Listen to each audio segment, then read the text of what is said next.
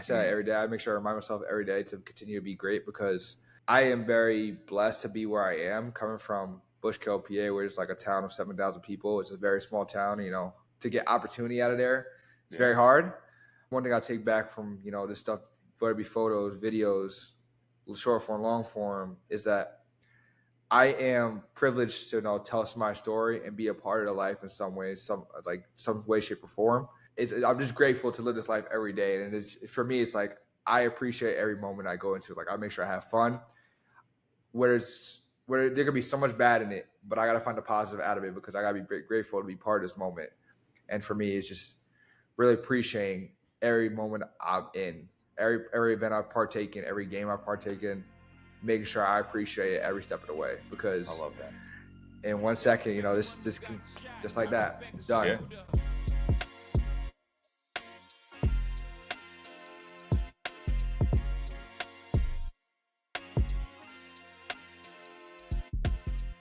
Welcome, everybody. This is Designated Reports Behind the Lens. My name is John L., and I'm here with a special guest, somebody that I found on Twitter, I think last year, one of the clips from the Hornets games, Ryan Cruz.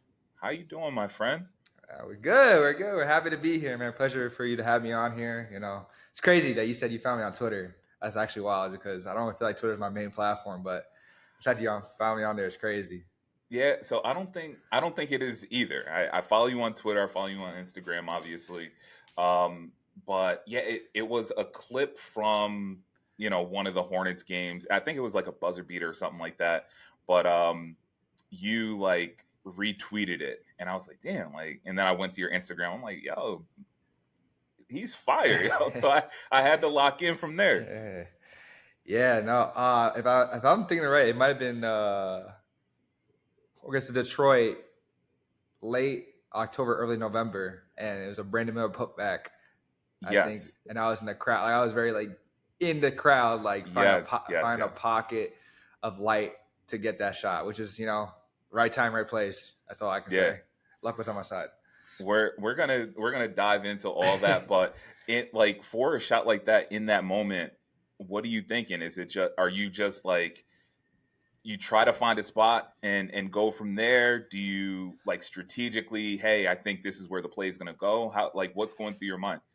I think the biggest thing is just kind of what does my team need right now? Because we have a guy on the floor, we have somebody probably elsewhere in the arena. So my idea is how can I play my role and make it a style unique to me?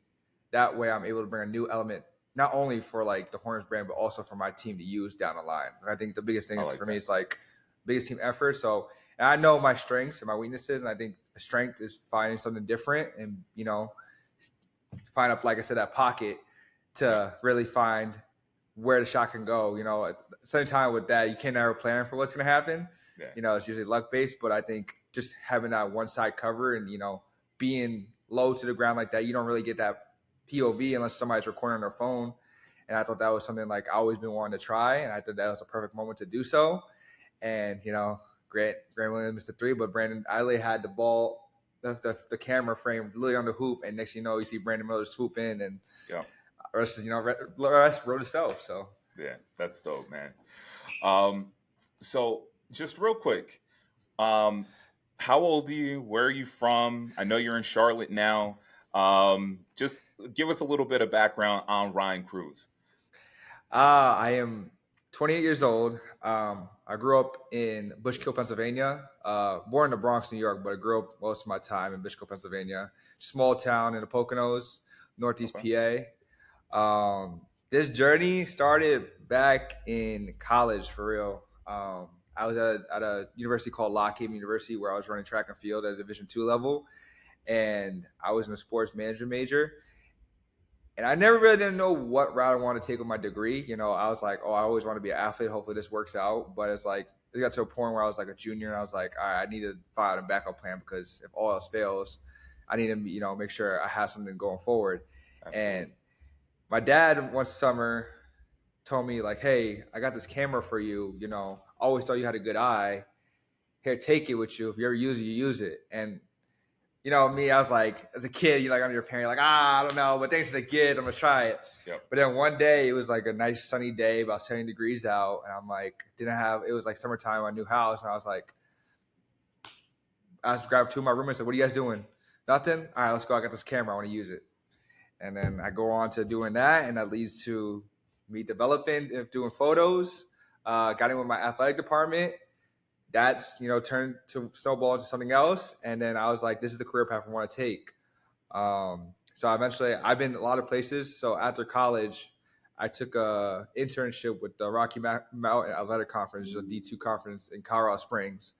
That's where I really started to get a little bit of video, but mostly photo and graphic design. And shortly after that, COVID hit. And that was kind of like, I think in my career was like my defining moment, because I was in Colorado Springs by myself, families across the country. All I had was my one roommate from my former teammate in college. And I was like, all right, what am I going to use this time with? Am I going to do photo? Am I going to do something else? What should I do? And then that's when TikTok, really became popping, really popped off. And I was like to myself, I was like, maybe I should transition to video. Maybe this is what I should do. So I started going on YouTube, started going out about, because in Colorado, 6 feet. I mean, I'm going on hikes and everything like that. So I was able to be, maintain distance for everybody. And that point on just led me to like, oh, I love storytelling. Oh, I love showcasing this. Like, I love telling a story.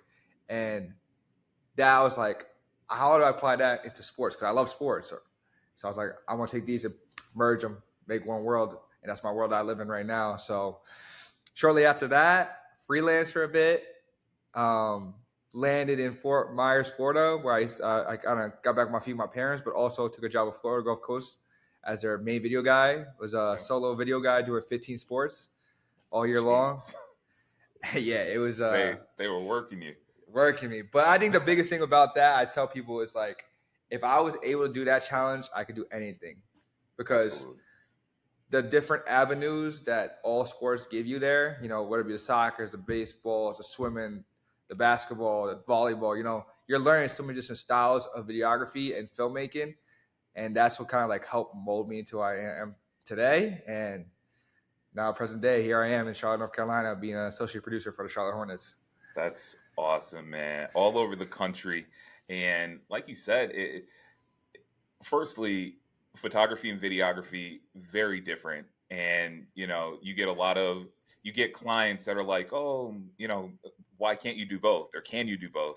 And it's like, I think photographers can do some videography and vice versa, but as much as it's similar, they are very different just in terms of, execution, editing, et cetera, et cetera, et cetera. So to hear that you started off as, photography as the main thing and then transition to, this cinematic storytelling that you're doing is like truly dope. I think it's, it's kind of a testament to what you were doing in terms of all the moving and, COVID and Florida. Like, I think all of it kind of comes full circle to where you are now. Associate producer for the Hornets. Congratulations, first and foremost. How long have you been there? Actually cut off my 2-year work anniversary this April. So awesome. Okay. Yeah. With that title, like, what does that entail? Like, what do you do on the day to day or on game days? I think my title is it's I would just say it's just a title, because I feel like within our team and with our leadership, they trust me to do a lot. So I don't think I'm just an associate producer, but my game days, whether it be covering a game full time, whether it's on the floor or in the stands, building out for our long form content, because I run a docu-series called Rooks, which is focused on like our NBA rookies every year, on and off the court life, starting from draft night until this very end of the season. Campaigns, marketing campaigns. I just finished helping being director of photography, or DP, would you like to say, for our Black Excellence jersey campaign, designed by Mike Jones. That jersey, if you haven't seen it, amazing jersey. Shout out to him. So it's just everything in video, where it be on the community side. How about the organizational branding, on the court campaigns to make them grow? I think that's what I do there. I'm kind of like a jack of all trades there, but mostly I specialize in long form and basketball content. So when you got to the Hornets, were you hired? And I know you said it's just the title, more or Right. less. You kind of do everything. But were you hired into that position, or did you get hired as something else and grow into the position? I think I was hired for that position. I think many responsibilities were grown as I, created there. That makes Because sense. I was originally brought on for that, but also to specialize in long form content. Because at the time at Florida Gulf Coast, I was putting off like regular short form content, but at the same time I was doing long form recasts for every game, for big events. Because the biggest thing was like our women's basketball team, Florida Gulf Coast's women's basketball team is like a perennial program that has history. Guided by Carl Smesco, is like one of the few teams in the nation that had like 31 seasons behind. South Carolina and UConn, and that's like to be in that pedestal with them is like insane. So I kind of took a different outlook on that and try to tell the story as much as I could there, and that took eyes and brought notice to my work and what I'd done. So they wanted to have me do that and translate it to a professional level with the Hornets, and how can I bring my style, my long form content into what they do and help them grow. That's dope. The Rooks long form content. I'm assuming that's on like the YouTube page for Yeah, the team. it's on the Hornets YouTube page. We're currently on season 2 right now. How So long? How long are those videos typically? I would say anywhere between 7 to 15 minutes. It's just kind of how we go about planning, what's going on with the rookies. Um, just recently I just did I think an 8-minute one about uh, Tijan Salon, French, Yep. his French background. Yep. Because French basketball's rise of fame has been very huge, especially coming off a successful summer for them, getting a Yep. silver medal in the Olympics. And I think Tijan is a 19-year-old great player who could be that next generation of French basketball. So I think capitalizing on something like that is very vital to not only him but to the Rook series, because we want to make sure we tell stories of all rookies. And I think that, and I don't want to speak broadly, but it feels like that's not a priority for a lot of teams. Not even necessarily just the rookies, but just players on the team. Mm-hmm. I think in part because players, with the growth of social media, they have their own, following. They have their own platform. You see all these players with podcasts and things like that, but to really make a connection between the team and the fans, I feel like things like that, are big, because you get to see them outside of the court. You get to see their personalities, and I think that's awesome what you're doing, especially for the rookies as they come in, who may not have a huge following, or somebody from France where the fans don't necessarily know who he is as a player or as a person. So that's dope. Is that something that you pitched? It was something like I was able to like reinvent the wheel. They had something going on, but I feel like that was my first. I was like, I want to do this. This is something like it interests me right away. I was like, Yeah. I heard it. They've been wanting to like kind of reinvent it a little bit. I was like, I would love to take this on. I would love to do it, because just coming from college athletics, everybody has a story, and I think getting to the professional level is the same exact way. Yeah. There's 250 guys in the NBA who could play in the NBA every year. Like if you think about basketball as a sport, like that's 250 people. It's That's crazy. Yeah. very very rare. That's like 0.01%. You get to play at that level, and everybody has a way. They got there, a journey per se. Yes. And I think it's worth telling every single one of them. So we're gonna do a lot of talking about the Hornets, but as I scroll through your Instagram, as I look on your YouTube page, um, you do other things outside of sports. I know you've done some stuff with some models. I know you've done like not not in game stuff with other athletes and things like that. What's the difference between your short form or long form um, content versus just like the fast paced of short form and TikTok and Instagram and all that stuff? I think it's just my creativity. I think it's like wanting to experiment and try new things that will ultimately help me blend both sides. So what I mean by that is I like to try new things that will help grow into another skill, kind of like a prerequisite into what I'm doing. Okay. So I think one example of that would be how I did a very short form video was first a new Jallo, University of Arkansas track and field runner 800, and she was able to get with wow, I'm blanking on her country, but able to run at Paris Olympics, and that's a college Okay. student who's been a strong untold story in the NCAA of track and field. I think, you know, me working on those days, like with her, like 3 days I filmed it with her, I was like, I can create a whole long form piece about it. But then individually, it's like, how do I create these snippets or these little hits that will get people to like, oh, wow, he's creating something for track and field. This is how he reinvented the wheel. But also spark their interest, like, oh, who's this athlete? Yes. And I think that's trying to find that balance of showing that flashiness, that pop, that, everything like, oh my God. Also, like, who is this person? Like, Yes. who is this person, like, of significance that he's highlighting? Because at the end of the day, like, yeah, you can talk about my work and what I do, but, me telling the story of this person is way more important to me. So, if I'm able to do it correctly, do it right, and help them grow, I mean, that makes me happy at the end of the day, because I believe everybody deserves, spotlight, especially when they're doing so well or just a great person overall. And like I Yeah. said, stories huge to me. But yeah, short form and blending between the two is just kind of just creativity and how can I make both worlds come together. Yeah. Yeah. Just we live in a world of TikTok. It got very popular during the pandemic. TikTok Reels, YouTube Shorts, where it's hard to it's hard to keep somebody's attention for longer than a minute and a half. Mhm. So to have an engaging piece of content that's 7, 8, 10 minutes long and have people really lock in, and like you said, like, who is this person and why should I care? You gotta get them locked in sooner than later before they move on to the next thing. So, again, I've watched some of your stuff on YouTube, on Instagram, and I personally think I love it. So I think you're doing a great job with everything that you're working on right now. I appreciate that. Yeah, I think it's just shout out to the athletes, who give their trust and all into me.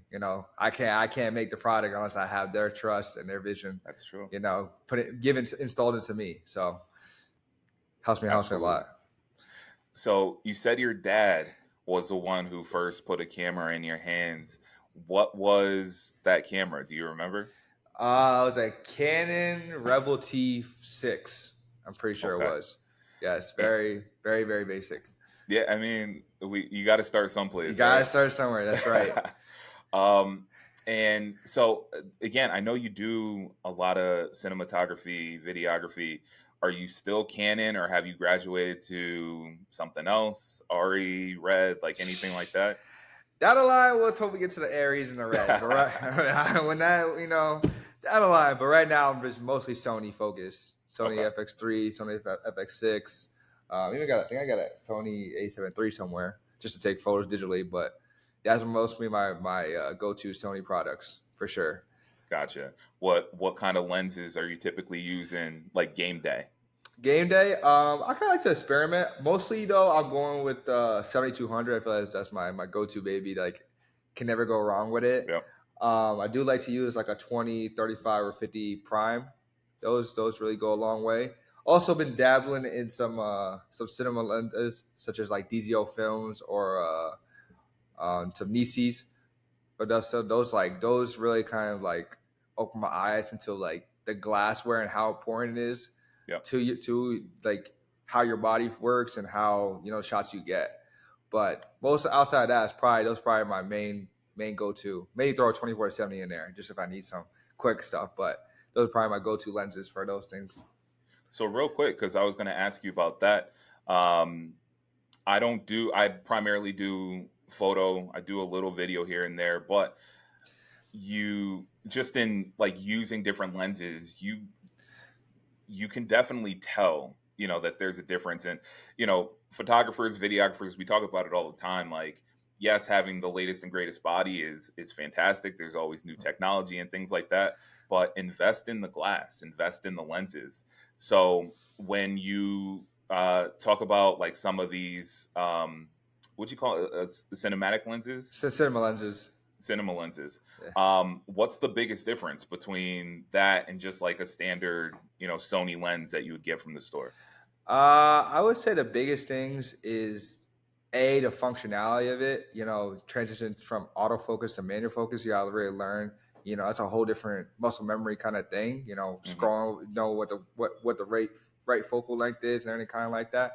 But B is just like how much more light comes in. How diffuse your lights look when you use them, the colors, everything like that. They really enhance the image that you may already see with photo lenses, Sony lenses like that. Yep. Just think of like Sony lenses, but then just like kind of like times two and what these could possibly do. Yeah, it's a little, it takes time to adjust and adapt, but being uncomfortable makes you better. And I think me making that, shout out to my friends around here in Charlotte. Charlotte's a great creative scene, and especially in the filmmaking scene. But they help open my eyes into these cinema lenses that kind of give a different perspective of how I even like view or shoot things regularly. Not even with my regular lenses. I Yeah. think they just tell you like how to like the light hits now, how the colors pop, like those things I wouldn't have learned without going to these cinema lenses. Gotcha. Gotcha. That's dope, man. Because yeah, recently, because I shot DSLR for a while. I mean, in the last 3 or 4 years, like I've Mhm. transitioned to mirrorless, and I see the difference between mirrorless lenses and a lens that I would use with a DSLR. So I can only imagine, when you get to the cinema lenses, it's got to be light night and day. Do you enjoy the manual focus? Yeah, I would say so. I think it allows me to be quicker now. I think for different shots, and I think this is the kind of ones where it really affects velocity. It's like really tight. I love getting some tight angle shots. So like anything the face profile or just like different hand movements or like the ball jumping, that kind of stuff being on the manual focus. Not having to worry about to keep on searching for that autofocus point for it to go in and out, in and out. Yep. Just knowing that the point that you're focused on is always going to stay the same. It's like game changer to me. It's very like it's just so much because like you said, you could be. Everybody knows they have gone to that one time where you had the shot lineup, you got it, and you had that one little thing that just gets in the way, Yep. and it throws your Yep. focus off, and you're just like, oh my god. But Yep. I think having that in your back pocket or even making your primary thing, like I think it's essential to growing into this field of work. Yeah. Yeah. And to that point, if you're using manual focus, it's easier to go backwards. Like if you're proficient with manual focus, if you need to fall back onto some autofocus, it's Mhm. that makes your life a little bit easier. But um, one thing that I do love about manual focus is, especially with video, the dynamic shots that you're able to get, like you said, quicker in terms of focus. If I'm trying to shoot something that's 20 feet away and then quickly focus on something that's 10 feet away, 6 feet away, um, that autofocus is going to take a little bit of time, regardless of how good the technology, how good your body is, how good the lens is.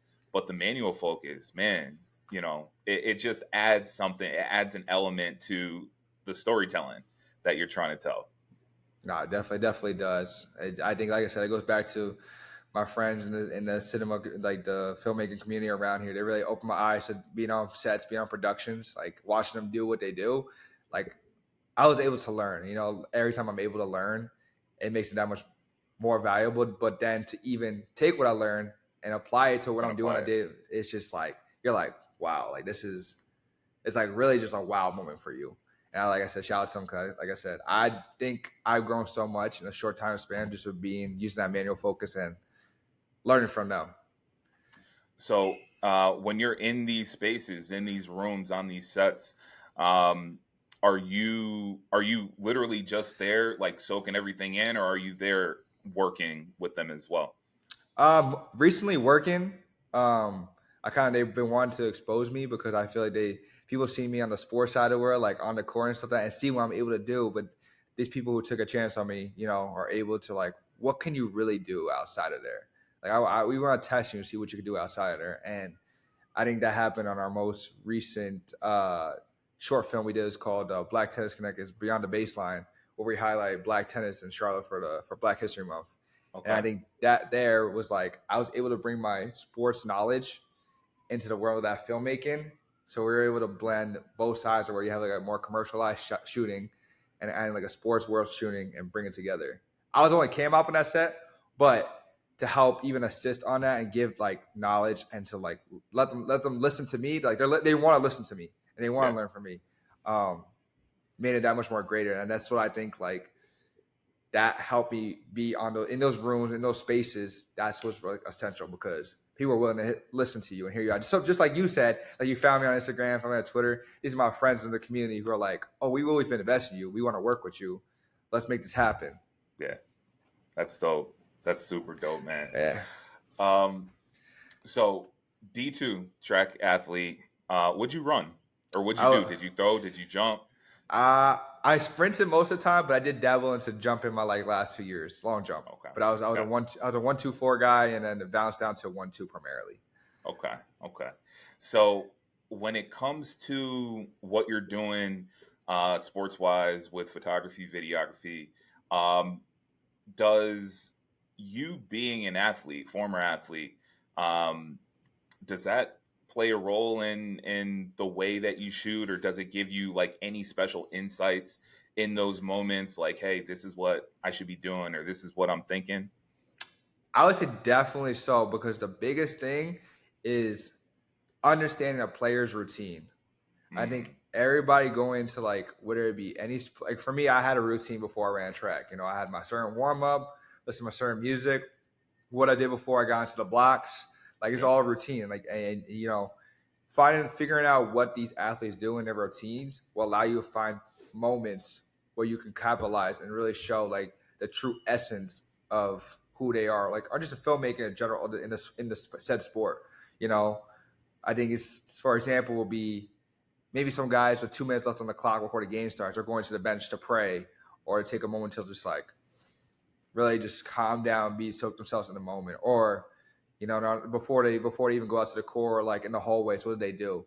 Like having to understand what an athlete goes through, like how they got prep. Obviously, I don't know on that grandiose stage. I mean, on the sure, sure, NBA, but you understand that somebody has something they do to make sure they're 100% ready to go into this game yep, or go into this event.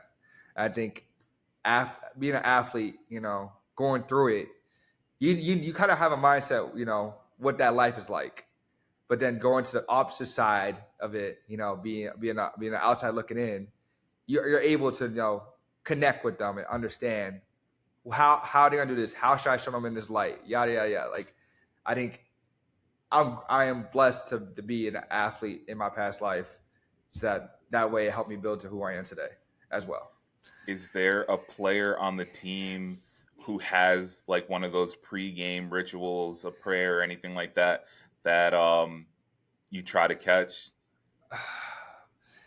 I'm trying to think. That's a good question. Maybe you make me think back. Uh I would say like a ritual. Okay, yes, maybe a ritual, but I think one that's like intrigues me every single time. It's like before Miles Bridges gets on the court, he kind of goes like this, and it points up to the sky. And I think like for me, I'm like if I can get that like this angle, this angle, this angle from this game, and like match cut all those later on, Yep. like that'd be sick. But little things like that where it could be a simple just pound and point up, like you're like, oh yeah, Yeah, yeah.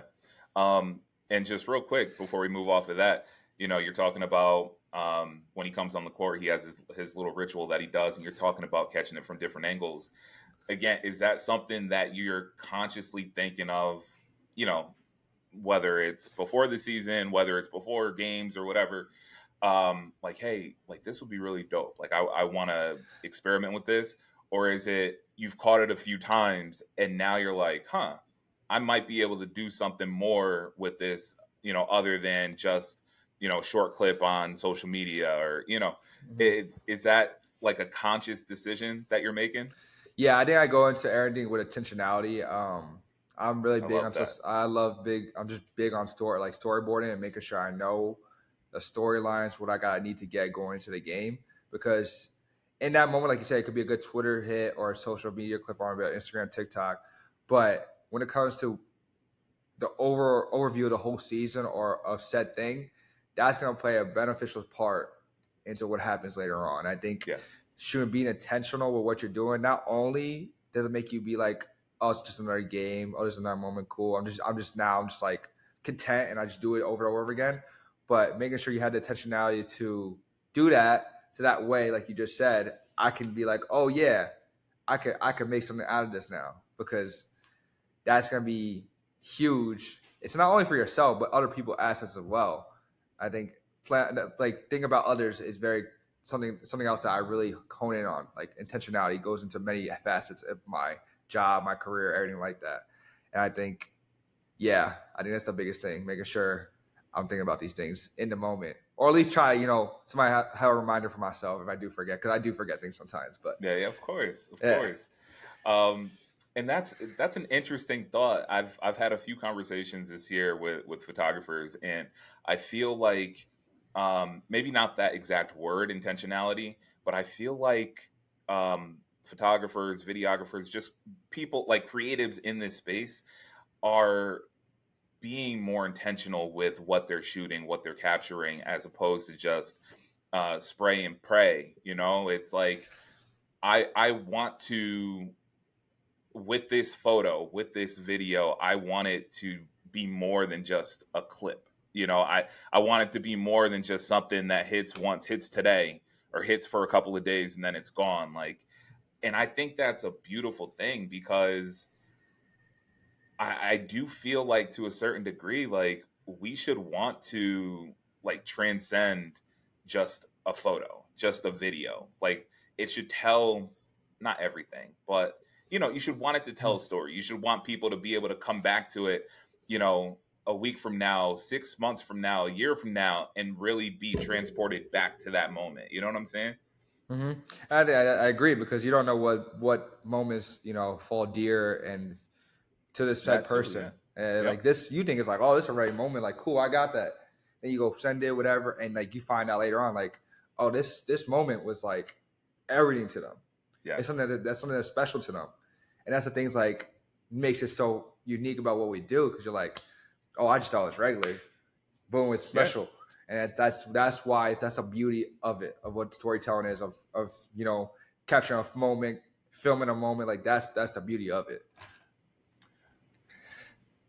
I was on your YouTube a couple weeks ago, maybe a month ago, and firstly, I'm right there with you. There's a couple videos where you're like, I'm gonna commit to making YouTube videos, and then life happens. You know what I'm saying? Like I feel the same way. I've been very intentional with the podcast this year. I have a goal. I want to get to 12 people. You're my third guest already, which is wild. So I'm on pace. But life just be getting to you sometimes, man. It's like it's hard to like put aside the time sometimes. But Mhm. anyway, on your YouTube page, you also have a docu-series. You're following I don't know, was it a Uh, basketball team, Pluto? AAU team back in Colorado Springs. And again, just something like that's dope. And as I'm watching it, as I'm sitting there, you could tell that you're, again, intentionality. You were intentionally putting the athletes, the coaches first. Like it wasn't necessarily you trying to put out something for you, Mm-hmm. it was you putting out something for them. And definitely, if you go watch it, they are fantastic. Um, but what was your thought process? Is that Mm-hmm. something that you brought to them? Did they come to you, hey Ryan, we really want to do something to highlight our students, our athletes? um how did that come about? So that's interesting. That was probably on my ending phase of Colorado Springs before I shortly moved out. There's AU team directed by Trey of Pluto, and that's pretty. Basically, it's like players. Trying to think. It's like players, or it's something I forgot, but it's a grassroots team, because if you guys know AAU basketball, you got the EYBL, which is the Nike circuit. Yep. You got the Adidas circuit. You got even the Under Armour circuit, and all those threes. I think no matter how you see them, where you put this one first, this one first, this one first, that's a very prestige circus to be on. And I was on the privilege of following a grassroots team who wasn't able to get into any of them, but Gotcha. they're still playing big name people. And this is a group of all Colorado-based kids, like guys that played in Denver, guys that played in Colorado Springs, guys that played in Pueblo, Colorado, which is all like hour span from each other. And he asked me like, "Hey, I had this idea of this," when he showed me like kind of like inspo of like the docu-series or kind of like style stuff. And I was like, "Oh, this is like I already on the precipice of like wanting to do that." So we sat down. We're like, what's your schedule like? What are you going to do going forward? He's like, here's what I want to do. This is a tournament I go to. This kind of kids we got on our team. And I like knowing I found out like one could possibly go to like Division 1. Some are going to probably stay locally in Division 2. But for me, that was like, all right, cool. We got kids who got opportunities, kids who need to be exposed. How can I make that happen? And we targeted, if I'm correct, I had three episodes or maybe 2 on my YouTube. But two. I don't think I put the third one out ever. I actually started on the backfold. But we went to Dallas, Texas, and I'm trying to think of the other city. I want to say Atlanta. But they were playing big time people, you know? Like, for an example was we went to Dallas, we played team final, which is a team out of Pennsylvania that had Caleb Foster, who you just know just won ACC tournament last night. Yep. And these kids, you know, they don't get to play talent like that, you know, within Colorado. So he wanted to go to these big name tournaments to expose them and knowing that these kids can play. Also, these coaches aren't regular coaches. You know, they have to, like, yes, some, you know, played basketball in their past life, but they want to give to the kids, you know, educate the kids, give them opportunity. Because I think basketball is a world that always able to give back, no matter if you're on the other side of it or you're on the court. And to me, it's like, how can I show Pluto, a grassroots team who's not on any of these circuits, how can we make them on the forefront of socials or just like basketball in general on the AAU level? And I think my biggest thing was like, I get the games, no matter if it's on the main court, side court, or some court in the back, doesn't matter. B, I was like, I need audio. Audio is huge in here because what the coaches are going to say, whether it's good. We said we determined if it's good or bad. Okay, like I had a point where I think in one episode I had the coaches yelling at them. Yep. That's just the reality of sports, because I think we all like to see the positive. We always know it's all the nice stuff, but at the same time, it's like everybody goes through hardship. You know, Absolutely.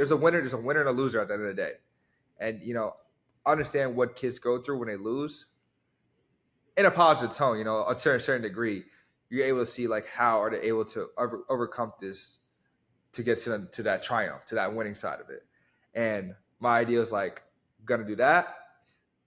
Who they're going against is a big thing too. I think as much as I want to focus on my team, showing these grassroots teams against high profile names shows that there's opportunity for every kid, no matter it would be that team or any team out there that could play in these big time games.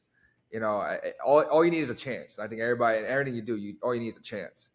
And I think Pluto was a very eye-opening experience where I was like, these kids have chances. You know, some results did happen, some didn't. But at the end of the day, you know, these kids always also go look back on this time where they all play together. Because some teams, you know, everybody has that favorite team they played on. Yep. Every group. So, like, you always wish you could have a moment to, like, relive that. And hopefully, another thing, too, what I did was they're able to go back and relive that moment through these videos. But the biggest thing was, like, for me, make sure I expose this program in the best light possible and capture every moment, whether it be good or bad, for them throughout this time frame. That's dope, man. Like, again, and especially at that level, is really cool because, again, I think everybody. I think if you're in this industry, most people aspire to be where you're at, right? They want to be an associate producer. They want to work for a professional team, you know, whatever the case is.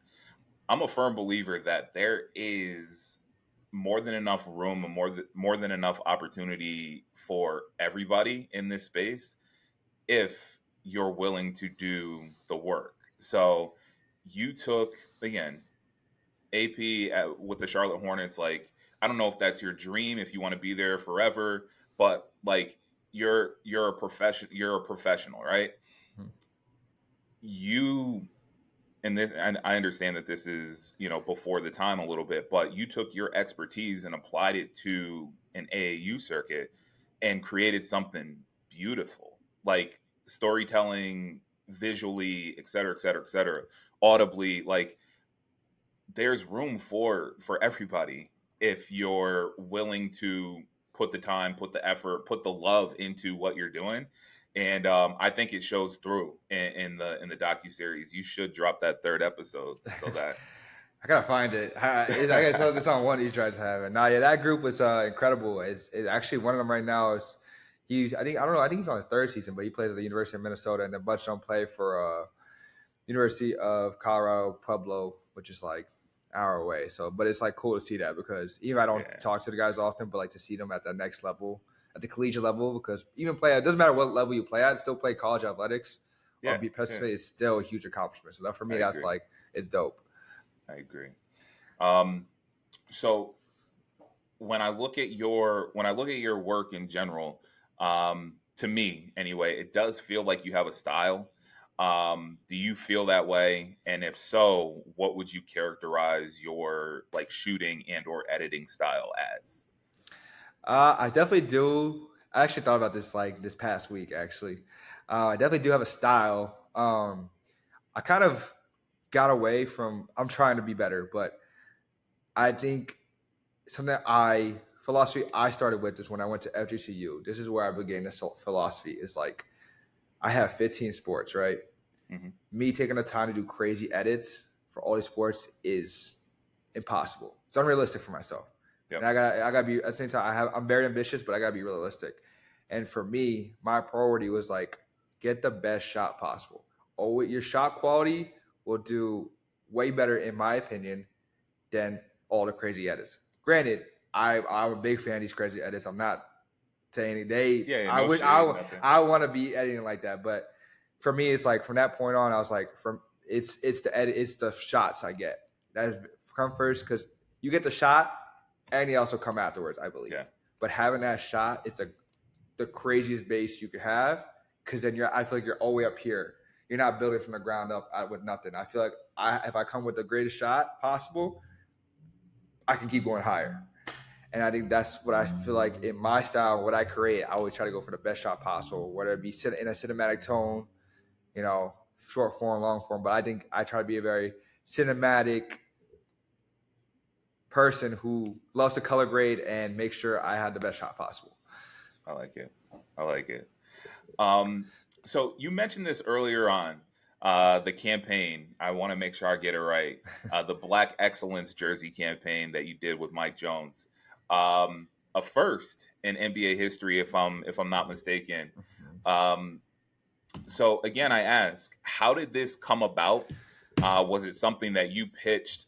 Was it the jersey got put on your desk and Ryan, what can we do? What's going through your brain? How can we promote this? Um, just give me some background, some feedback on that, and how everything kind of came together. So first thing is that this is all driven by Mr. Mike Jones. Mike Jones, incredible photographer, designer. I think he's the definition of a creative. First off, I'm saying that man's a definition. I think he inspires me every day, and I think I am blessed to be able to come across a person like that. With this campaign, though, he was able to submit idea about creating a jersey for the franchise because he in North Carolina he created two other jerseys. I'm correct. Yes, one for Charlotte FC and one for the Carolina Hurricanes, Okay. and he created jerseys for them. So and then he kind of our people at the Hornets kind of took notice and they asked if he would do that again, and he's like, yeah, Ryan, I want you to be a part of this. I want you to help That's dope.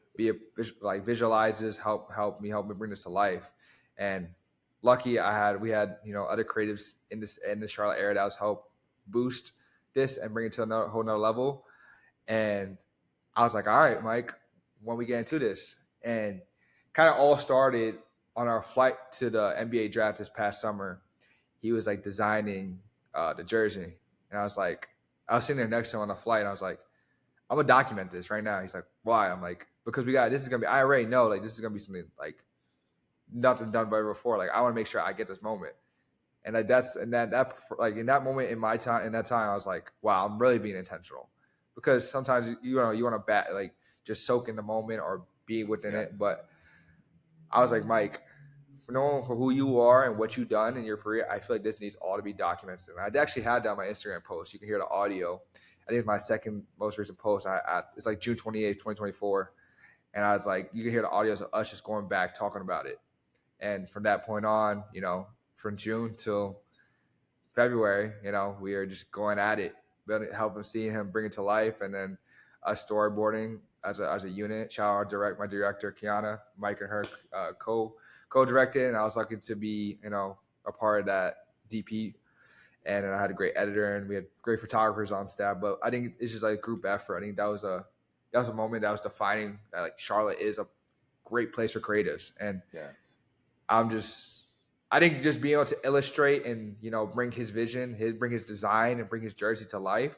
Also telling the story of Charlotte, Black Charlotte, because we gotta tell history. History is important, and sometimes I feel like people forget the history behind things, and that's kind of like the multifaceted thing about our video or the production we did in this jersey, because it has so much history built into it. Yeah, damn, yeah, that's fire, man. Yeah. And again, we keep coming back to intentionality. You had the idea, you were storyboarding everything, but to be intentional with what you're capturing, audio, visual, and then bringing it to light. Again, check it out if anybody hasn't seen it. It's so beautifully done, and like you said, just the history, the Black history of Charlotte, of North Carolina, like it just came together so beautifully. So congrats, man, congrats. What was the feedback? It was great feedback, just because it's like nothing that's ever done before. I think it made a big splash in this creative community out here. I think showing just Black history is a very delicate subject, but if you go about it right and do it correctly, it's amazing. And it's the seeing the unity within this community, and like everything that I heard and seen and I done, even like pre-production, like during production and post-production, is like unfathomable. Like I can't relive that experience. It will be once in a lifetime. I'll be very lucky if I'm able to again. It's just crazy. And like I said, this all goes back to Mike creating this jersey. I mean, this all couldn't happen without him making that jersey. And I think the video is one thing, but having that jersey and having the purpose behind it is what drove everything to this degree, and open up the doors to so many people and so many things. That's dope, man. Again, congrats. I appreciate it. So let me ask you this: if I came to you and I'm like, hey Ryan, I'm doing a project, New York City, Times Square. I need you to give me your best or your favorite shot that you've done to run on one of these billboards in New York City. Do you have one that immediately comes to mind? Oh man, that is very hard. That is a very hard question. I generally I have a look right now. I generally don't have one on top of my mind like that. I never think about that, to be honest with you. Really? The only reason why I don't think about it is because everything I do it's all in the moment. Like, for example, this goes back into my philosophy, but when I color grade things, I don't really use the same LUT, because maybe I use it as a base, but I think every situation, everything I film is unique to that moment. So I want to make sure the colors are right for that one, or like be able to start again and really indulge in what I'm doing. So starting fresh like that, like, makes me buy into it so much more. That's fair. I like that. I generally don't have. I like, if I had to go through my videos right now, I think I have like a solid like maybe 5 or 6, but I just can't. There's not one defining moment to me. There's not. I mean, maybe there'd be ones that like this. Oh, this was a big part of my career. I think the only one I could like really think about, and it wasn't really like cinematic at all. It was a women's soccer club at FGCU. Her name is Leah Scarpelli, and it went viral. This is like crazy because this woman's page had like 3,000 followers, 4,000 followers, and I think I can check right now, but I think it's almost at 1 million views, like, which is crazy for like a small tier Yeah, program yeah, like yeah. that. And it was like end of game, they're up a goal or two, and she's just trying to kill the clock and go to the corner. You know how they dribble out and they stall there, but two girls pressed her. She did like a spin move out of them, crossed them another goal, and then like just kicked the ball, like lobbed it, crossed it right into the girl, headed into the score, and she came through screaming. Like that was probably like that point. I was like, wow, like this is insane. Like this is Yeah. this is the beauty of sport. This is really what could happen if you're in the right spot, right place. Yes. And I think that's probably one that I could say that's probably one of my favorites. But I don't think I have like D1. It's hard. It's hard. That's I can get fair. back to you on that. Yeah, yeah. But I don't know. It's hard. It's hard. No, it's fair. That's fair. So I have a question that I kind of ask everybody, and I feel like you've touched on it a little bit, but we're gonna see if your answer changes any or if you're gonna add to it. So um, I think in a lot of ways, um, photography, videography, like is a microcosm for life. Like you can apply a lot of the things that you learn in your trade to your everyday life. Um, I recently spoke with a photographer, Lamar Carter, and he told me this is years ago actually, and we just reconnected. He was like, "Always take the shot," and as much as it's photography related, it's life. Like you got to put yourself out there. The worst they can say is no a lot of the times, and you kind of move on and go from there. So always take the shot. um, is there anything that you've learned in your time taking photos, doing videos, doing short and long form content, that you are able to now apply to your day-to-day everyday life? Um. Yeah, I would say so. I think the one thing I live by, and it's something that I don't know, it's I kind of make it for myself, is continue to be great.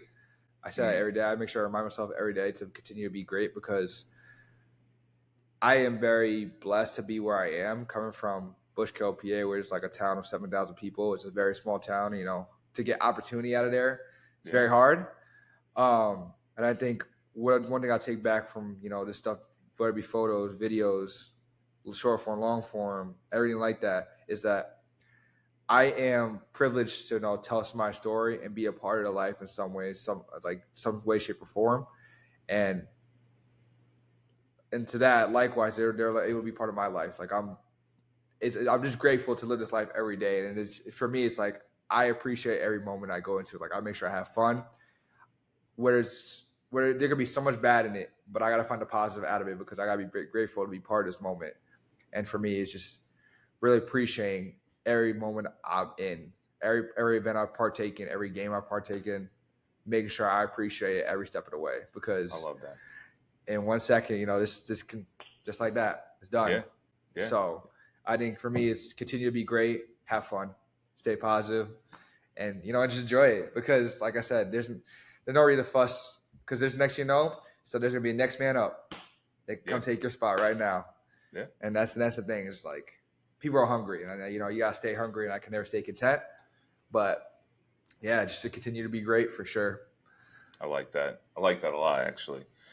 Um, and perfect segue, even though I'm not wishing this on you at all. Um, if somebody, there's going to be that little boy, little girl who they want to take your spot or they want to be in a similar situation, um, what's one piece of advice that you would give to somebody who's looking to be Ryan Cruz in the future? I would say take every chance you can get. Hmm. I know it sounds very cliche, but there's a lot of times where those free gigs got me so far, and Yeah. it's not even about the opportunities, and it's not about where you're at, but it's all about the learning and growing, because everything we do nowadays, you see a lot of similarities with what people do, and the videos that come out, the photos that come, there's a lot of similarities, but if you're able to take something from somebody else and bring it back to yourself and mold it to your own style, you're gonna stand out. And I think it's just being original, being you. It's the biggest thing I'll say. So create every chance you can get. I say create every chance you get, whether it be from scraps or somebody brings you on. But making sure that you're continuing every day to be hungry for what's to come. Because, like I said, for me, I'm grateful to be where I am. I'm blessed to be where I am. And like I said, in a second, this can go. But making sure, you're creating to the best of your ability to create the way you want to create and being original and being you. I like it. I like it. So I kind of alluded to it earlier. I don't know if the Horn and feel free to be like, nah, I'm not talking about this right now. Yeah, But yeah. I don't know if the Hornets are like that's your dream job. I don't know if you want to be there for the next 20 years or whatever the case is. But let's say you do plan to stay with the Hornets. You're there for the next 5-10 years. Like, what do you want to do? What do you want to do personally in terms of growth? And then what do you want to see the organization in terms of like social media presence, fan engagement, et cetera, et cetera? Like, what kind of growth do you want to see both professionally and personally? Professionally, I think I just want to keep on getting better every day. I still think like as much good as I do, how great people say I am, it's just not enough for me because I feel like there's still someone better than me out there. And for me, it's just making sure whatever opportunity I get, it could be no more or it could be a lot more, that I'm making sure that I'm not just reinventing the wheel, but going outside the box, doing something that's never been done before. That's why I strive to be every single time. I want to be a leader. I want to be somebody that drives that initiative. Someone that's able to, really be I want to say a role model, but somebody that people are able to look up to and I'm able to get back to because I think something later is what I strive to be every day. I think it's just something that's in my characteristics, and I think I pride myself on that. So professionally, it's just making sure I'm continuing to grow, just continue to grow, put myself in better positions, do things that have never been done before. On a personal scale, it's just making sure that I'm being a better Ryan every day, better Cruz every day. That's I go by both of those names, but just making sure I'm a better me at the end of the day. Because if I can't be better, how am I going to bring that to the table for somebody else? Absolutely. So I want to make sure that I'm personally being a better person, taking care of myself, going through routines, making sure that I'm taking a step back from this work, this crazy life, and spending some time and devoting it to myself. Because if I'm not 100%, how's my work going to be 100%? So that's the biggest thing. Real quick. Again, I know you're in North Carolina. How often are you seeing the fam? Because they're not in North Carolina right now, right? No, they're in Florida. Every holiday. I think every holiday is hard. I think, when I get a chance on weekend, maybe when I'm not on the road traveling team, maybe I get lucky and I can go for 2 or 3 days at a time, maybe a little bit more. But calling every day, texting every day, whether it be like simple good morning, how you doing, whatever. Because at the end of the day, like if people ask why I do this, it's for them. They put me in this position. If I'm able to get back to them, that's my ultimate dream. That's my goal. You talking about my dream?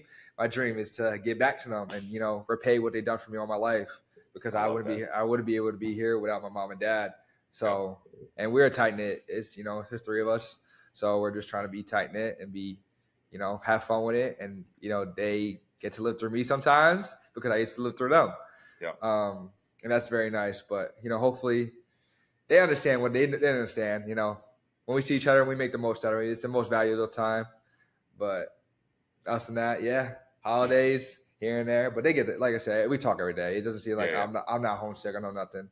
I feel like they're a part of me every day. So have they gotten up to North Carolina to see a game?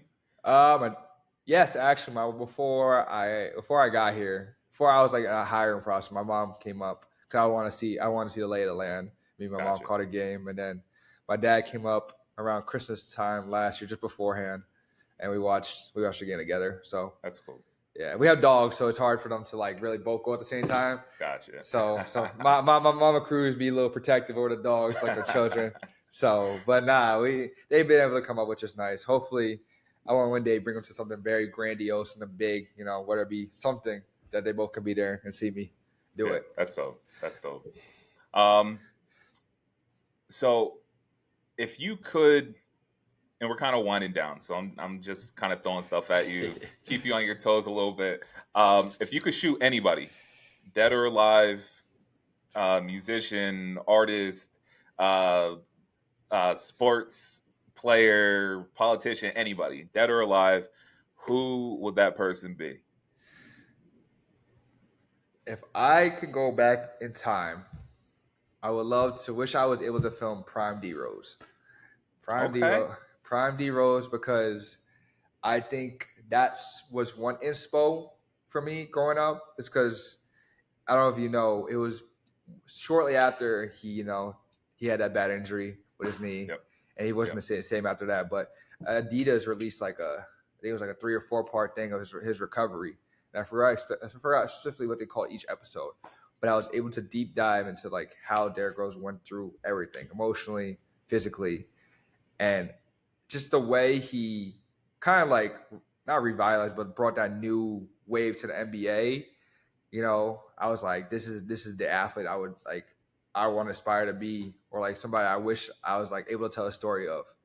And be Prime D Rose was just everything for that for me, because Yeah. like I said, first he took an MVP away from LeBron. First, Yep. I mean, second, it's just so many things he did that was so monumental. And I think he was just so game changing for the time. Like I said, even when he got injured, he still was everything for me. I still think back to the one moment too that kind of put the bow on it for me. It's he played for Minnesota and he had his 50-point game and he started Yes. crying. Yep. That moment right there, I felt so invested and emotionally connected to it. I was like, this is the epitome of somebody I want to be, or somebody I wish I could have been around. Yeah.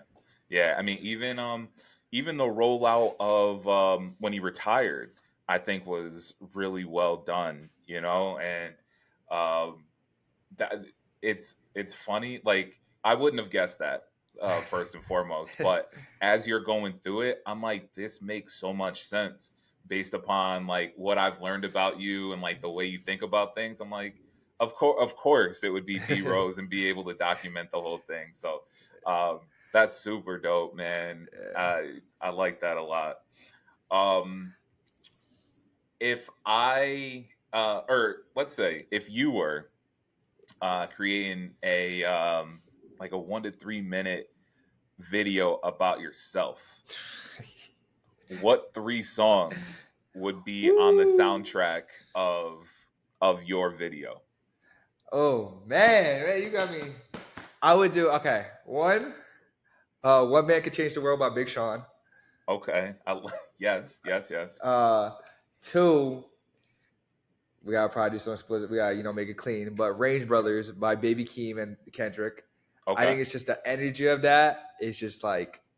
Just that's kind of what my head. I'm just that much energetic and just beat 'em up. Not that part, but just you're yes, I'm yep, yep. into it. And then if I'm like an R&B guy, like a hip hop guy, but if I did play like an R&B song to bring it down to, uh, I don't know. See,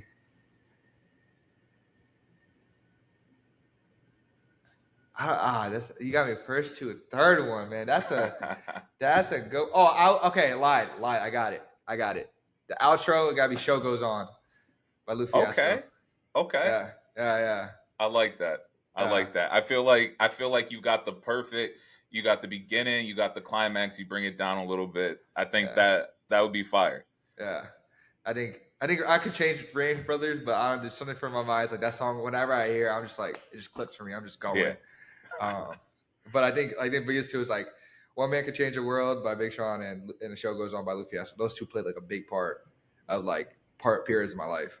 Yeah. It just really spoke to me. So Okay. I like it. I like it.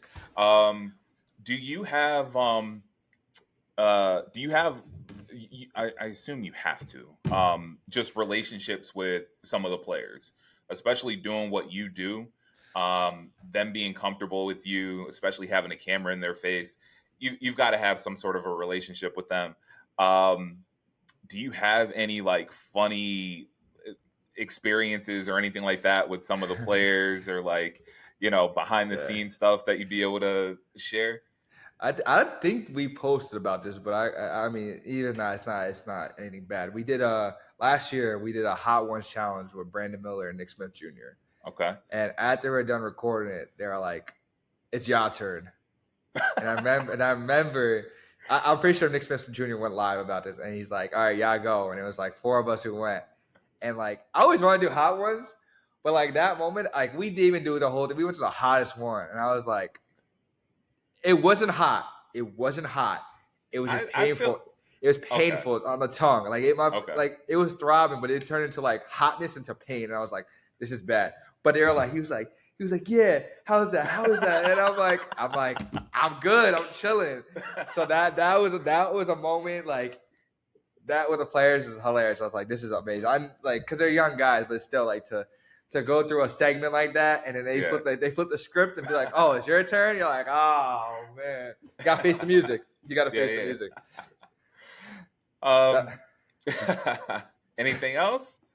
You don't have to give anything else, but just I didn't want to cut you off. No, I mean, it's no. I would say no. It's probably. I think that's the one that was like that's one worth telling. The hot one story with those two. Those are ones. So I'm going to leave you with one last question, and this is definitely going to be a theme throughout the year. What is a misconception about sports media that people don't realize? So just the regular, everyday person who's sitting there, they're scrolling Instagram or whatever, or they're watching the game. Like, what's something that you would like them to know about what you do as AP at the Hornets? That's a loaded question. That's a really good one. The biggest thing is that no matter how good, how great, how bad, how terrible the videos are, there's somebody behind it who's putting their all into it. And whether they're doing it like good faith, bad faith, okay, cool. But there's a lot of people out there who don't really get to see the light of day with their work, or people don't get to shine that they really put their all into this. And there's a lot of passionate people in this field who deserve the world and deserve to be seen by the world. And for me, that's kind of what I want to pave the way for, and break that nuances. Like, we're not just doing it to get clicks. We're not just doing it to get money. Cool, that's great. But there's people out there who just genuinely want to make sure they tell the story correctly and put their all they could into, because they love to do this on a day-to-day basis. And I would say I'm one of those people that love to do that on a day-to-day basis. And we always want to show the good. We all have good faith, because end of the day, I don't want to get fired. But besides that, it's like it's like I generally think this, like, there's the misconception is that people really put their all into this. So when people get slandered, or people don't really care about what's being posted, just know there's a person back there who's putting their all and time and effort on a day-to-day basis, because they love doing what they do, and they're very passionate, and they should be recognized on a pedestal. And I there's a lot of people I can call out for that. But just making sure that it is known that these people are putting their all into the work. And with that, we'll leave it with that. Ryan, thank you so much, bro, for coming on. Yeah, man. I mean, we've talked a little bit on social media here and there, but I mean, the whole point of Behind the Lens is to kind of do what you've been doing and tell the story of the person. We're all kind of doing the same thing, but how we get there, our thought processes, the way we handle things, it's all going to be a little bit different. So, again, thank you for taking the time and coming on the ride, man. You were fantastic, man. I love this. Thank you so much. Gave me the opportunity. It's my first one ever trying to do something like this, so I appreciate you for letting me be on this. Third person, tune in from going forward, because if you don't, I'm gonna find you. Yeah, thank you.